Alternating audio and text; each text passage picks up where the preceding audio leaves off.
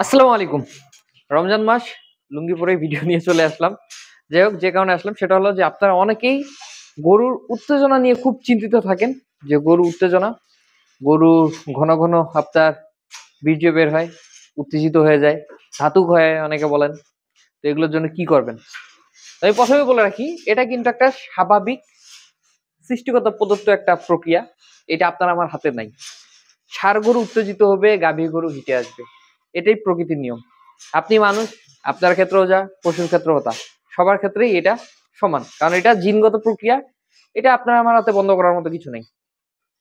এখন এই প্রশ্ন আমাকে অনেকেই করেন। আমি সবাইকে একটা কথাই বলি যে ভাই, এটা একটা স্বাভাবিক প্রক্রিয়া। এটার জন্য 10 পয়সার কোনো ওষুধ খাওয়ানোর প্রয়োজন নেই। আমার খামারে এতগুলো গরু, সবগুলোই ষাঁড় গরু। 10 পয়সার আমি কোনোদিন এই বিষয়ের জন্য ওষুধ খাওয়াই না। কারণ কেন খাওয়াবো? এটা তো কোনো সমস্যা না, এটা তো কোনো রোগ না।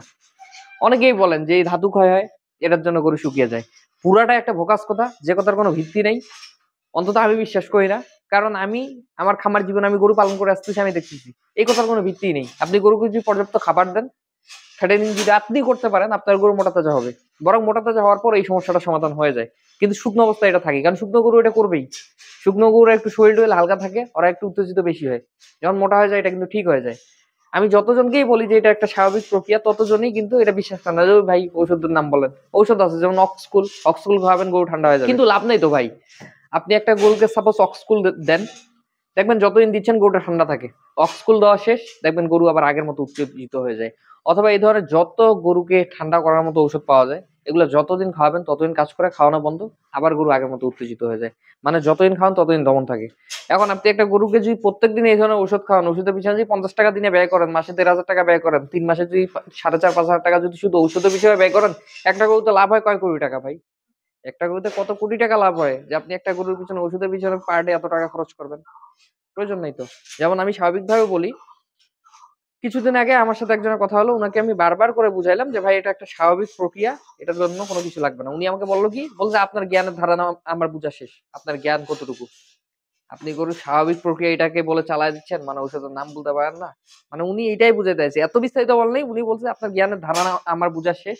তো জিনিসটা আমার ইগোতে লাগছে। পরবর্তী আমি কল দিলাম, কল দিয়ে আমি এইটা বুঝাইলাম অনেকক্ষণ ধরে যে ভাই এটা তো স্বাভাবিক প্রক্রিয়া। আপনি কি বিবাহিত? বলতেছে না, বিবাহিত না। আপনার আশেপাশে বিবাহিত মানুষ নেই? আছে। তো তারা যারা বিবাহিত, 2-4টা বাচ্চার বাবা, তারা কি শুকায় থাকে? সবগুলো কি মানে চিকন চিকন মানুষ? স্বাস্থ্য হয় না, মোটা হয় না? তখন বলছে ভাই মানুষের সাথে গরু কেন মিলাচ্ছেন? মানুষের সাথে গরু মিলাবে তো কি মিলাবে ভাই?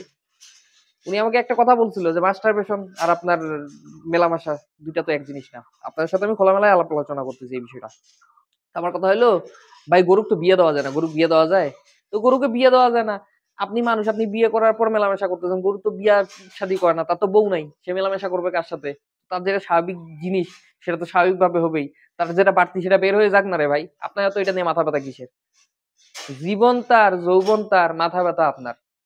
আমার কথা হলো, আপনি বিয়ে করছেন, আপনি মানুষ। গরুক তো আপনি বিয়া দেন নাই। তার কি আপনি বউ এনে দিবেন? বউ এনে দিবেন না তো। তো তার তো আপনি যেটা মানে স্বাভাবিক প্রক্রিয়া সেটা নষ্ট করবেন কেন? তার পরিশুদ্ধ নষ্ট করার আপনার কোনো প্রয়োজন নাই তো। আপনার মনে করেন যে আমি ঔষধ খাওয়াবো, গরু ঠান্ডা হয়ে যাবে, ইস, তারপর গরু শুধু আমার ফুলবে আর মোটা হবে। এমনটা যদি হইতো, পৃথিবীতে বিবাহিত পুরুষরা সব শুকিয়ে যাইতো, আর অবিবাহিত গুলো শুধু মোটা হইতো আর ফুলতো। পুরাটাই একটা ভিত্তিহীন কথা।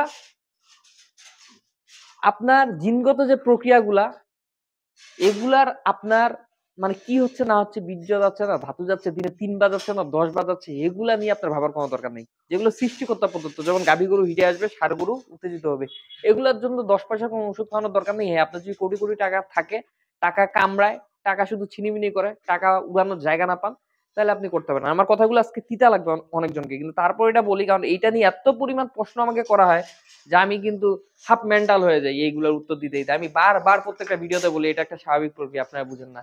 আমার এই গরুটা, সব গরুগুলো উত্তেজিত হয়, কিন্তু এই গরুটা এ না হইলেও দিনে 5 থেকে 7 বার উত্তেজিত হয়।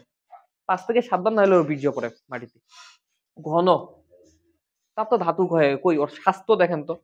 আপনার কয়টা গরুর আপনাদের খামারের স্বাস্থ্য এমন হয় ও ভয়ে ওই পাশে আর যাইতেই চায় না? দেখেন তো এরকম স্বাস্থ্য আপনার কয়টা গরুর হয়, আমাকে দেখেন তো আপনারা। ওর তো দিনে মিনিমাম 5 বার 6 বার করে ভিডিও করে, উত্তেজিত হয়। আমার এই গরুটা উত্তেজিত হয়, এটা স্বাস্থ্য দেখেন তো। এটা পিছনে মাংসের কোনো অভাব আছে? ও কি শুকায় গেছে?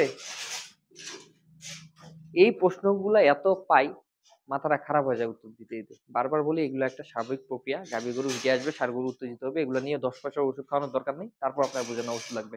তো আপনাকে বলি ঔষধ হলো অক্সকুল নামে একটা ওষুধ পাওয়া যায়। এটা যদি আপনি খাওয়ান গরু ঠান্ডা হয়ে যাবে স্বাভাবিকভাবে। কিন্তু কোনো প্রয়োজন নেই, কারণ খাওয়ানো বন্ধ আবার আগের মতো শুরু হয়ে যাবে। তবে ন্যাচারাল একটা প্রাকৃতিক ওষুধ পাওয়া যায় যেটা হলো বেলপাতা রস। কচি যে বেলপাতাটা আছে এটা বেটে এটা রসটা যদি চিপে গরুকে খাওয়াতে পারেন তাহলে গরুর উত্তেজনা কমে যায়, কিন্তু কোনো লাভ নেই। সেটাও আবার বন্ধ করে দিবেন আবার আগের মতো। এটার জন্য 10 পয়সার কোনো ওষুধ খাওয়ানোর দরকার নেই। এটা কোনো সমস্যা না। আপনারা যদি আমার সব কথার মোরাল অফ দ্য স্টোরি বুঝেন, উপসংহার বুঝেন, তাহলে বুঝে যাবেন যে এইটার জন্য আপনার কোনো চিন্তা করারই কোনো কারণ নেই। আপনি গরুকে পর্যাপ্ত খাবার দেন, গরু মোটা তাজা হয়ে গেলে এমনি তার এই সমস্যাটা অনেকটা কমে আসবে। শুকনো অবস্থায় এই সমস্যাটা বেশি থাকে, আর বিশেষ করে নতুন গরু খামারে আসার পর এই সমস্যাটা 1 মাস এমনিই থাকে। কারণ বিভিন্ন নতুন গরু দেখে তাদের এই সমস্যাটা থাকে। এটা কোনো সমস্যা না। এটা একটা স্বাভাবিক ব্যাপার। আপনিও যদি স্বাভাবিকভাবে নেন আপনার খামারটাও স্বাভাবিকই থাকবে। তো ভিডিওটা যদি ভালো লাগে অবশ্যই আমার চ্যানেলটা সাবস্ক্রাইব করবেন। পাশাপাশি ভিডিওটাতে একটা লাইক দিয়ে রাখবেন। সবাই ভালো থাকবেন, সুস্থ থাকবেন। আসসালামু আলাইকুম।